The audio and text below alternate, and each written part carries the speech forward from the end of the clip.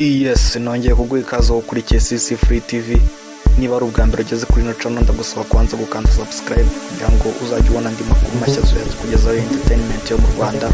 Wibuke no gukanda kuri share na notification kugira ngo uzajye ubona ari uwa mbere, ndetse uduhe n'igitekerezo cyawe hasi muri comment.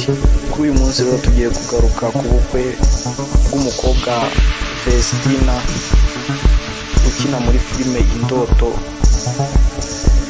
Indoto rero ni filime ica kuri televiziyo Rwanda buri wa kabiri saa 3 zuzuye z'ijoro, ndetse no ku wa gatandatu saa 11:30.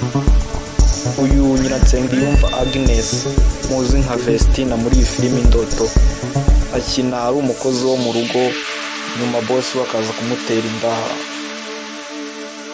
Uyu rero avuga yuko uyu musore yamukundiye ko ngo ari imfura, ndetse ngo akaba umukristo, ndetse ngo akaba azi no gukora, akaba ari cyo yakundiye uyu musore we bagiye kurushingana. Bwari ubukwe bwiza cyane rero, ngira ngo murabona abana b'abakobwa bandi bakinana muri filime niyo bari bamwambariye. Bwari ubukwe bwiza cyane. Andi makuru rero ni uko nyuma yo gukora ubu bukwe azagaruka hashize icyumweru muri filime Indoto. Abakunzi ba filime Indoto babimenye ko azahita ajya muri honeymoon, azaba afite akaruhuko, azabanza afata akaruhuko k'icyumweru.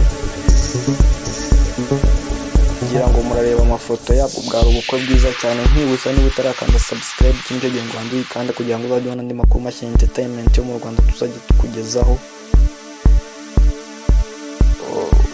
Jewe wumva ndacyari Chris CC, this is CC Free TV.